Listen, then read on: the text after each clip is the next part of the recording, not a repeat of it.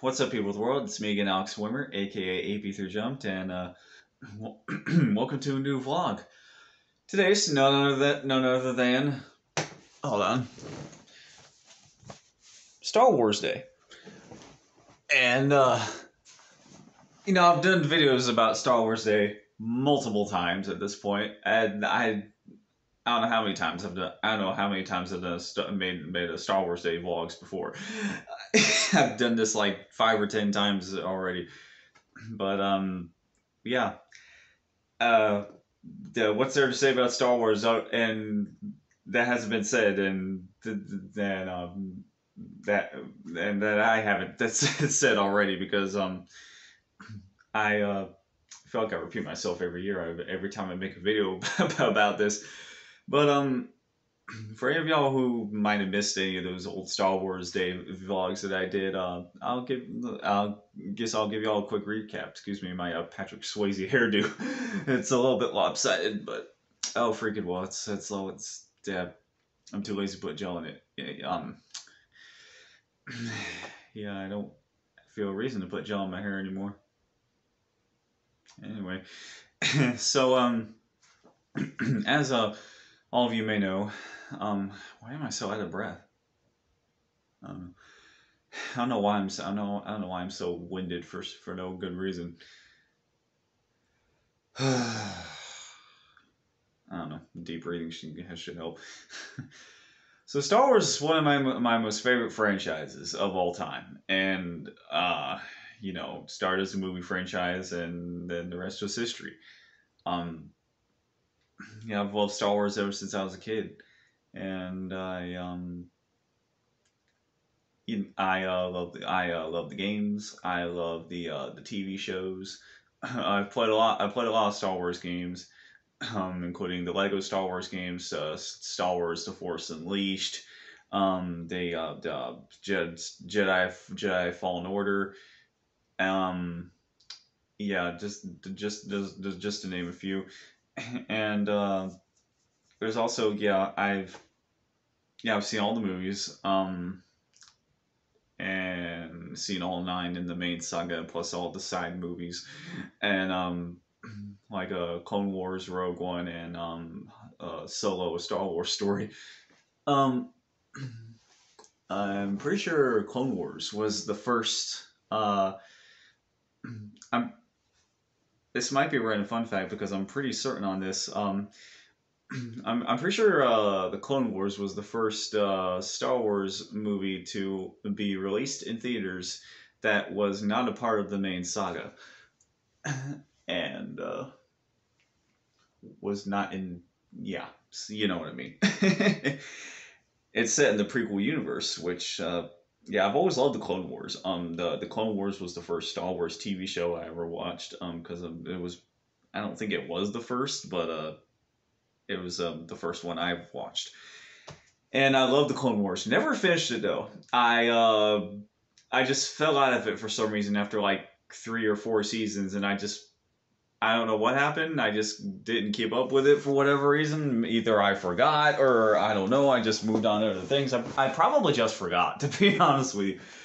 But it most recently came back for a final season on Disney, almost a Disney XD, Disney Plus. Speaking of Disney XD, there was a Star Wars show on that, in a similar art style to the Clone Wars. And that was Star Wars Rebels. I have only seen like bits and pieces of Star Wars Rebels, but so my knowledge on that series is very slim. Now, as for the Mandalorian, absolutely freaking love the Mandalorian. And random fun fact: that was the very first Disney Plus show that I watched. It's the first Disney Plus exclusive I watched, and it's also the very first It's the very first anything that I've. It's the very first program at all that I've ever seen on Disney Plus, because that was what I knew back when it first came out. I told myself the first thing I'm gonna watch on Disney Plus at all is The Mandalorian, and so I did. So Yeah, and I've collected all kinds of Star Wars merchandise, Lego Star Wars sets. Another random fun fact: it's the first how do I word this? It's the first licensed Lego theme, actually, and it has stuck around ever since 1999. So I remember in 2019 they remade and re-released certain sets as part of the 20th anniversary of Lego Star Wars, and I remember the 10-year anniversary of Lego Star Wars too, back in 2009. And I think back then, I'm not sure if I'm right about this, but I'm sure that was the exact time that they were having a little sweepstakes for not just any kind of prize, but the prize for that particular sweepstakes was a 14 karat gold C3PO minifigure. There was only like 5 of those that were ever made, and it's one of the rarest and not to mention one of the most expensive Lego minifigures ever. And so I think the only one that's even more expensive than that is the bronze Boba Fett. Yeah, I think it's bronze color, not gold color. But yeah, the only one more expensive than the gold than the literal gold C3POs was the one. It was either only 1 or 3 bronze Boba Fett's that they made, which I think those minifigures cost like $3,000 US. And yeah, that is Lego minifigures and their prices are no joke, but yeah. Um so yeah, uh so Lego Star Wars was were amongst the first Lego games I'd ever played. They're not the first ones ever made like I thought as a kid, because they had made like PC games, but there were Lego PC games back in the 90s that I didn't even know existed at the time. But the Lego Star Wars games are not only the first Lego games I played, but they're the first Lego games that were made by a I'm not sure if TT Games made the PC games back in the 90s, but Lego Star Wars are among the first Lego games to be made, and like with the in the format that it's in, with the multiple playable characters and the collecting studs. It's Lego Star Wars is the very first Lego game to have that kind of format, and that kind of format has stuck for every Lego game ever since. For Lego Batman, Indiana Jones, Harry Potter, Lego The Incredibles, even Lego Dimensions, and so it's by the way, it's an absolute shame Lego Star Wars was not a part of Lego Dimensions, but that's a different story for a different day. I might talk about Lego Dimensions again one time. And I don't think I've talked about it before, but I might talk about it in a future video. And how could have gone with? It sucks that year 3 was canceled for that, which yeah, that I'm still quite upset about that. But I get it. The Toys to Life fad wasn't going to last forever, and yeah, I don't know why I'm talking about that in this video, but yeah, this video is very disjointed because I've talked about this stuff multiple times before already. I've said the same things over and over in these types of videos, so I've already said a bunch of random fun facts. Now let me show the random object of the day.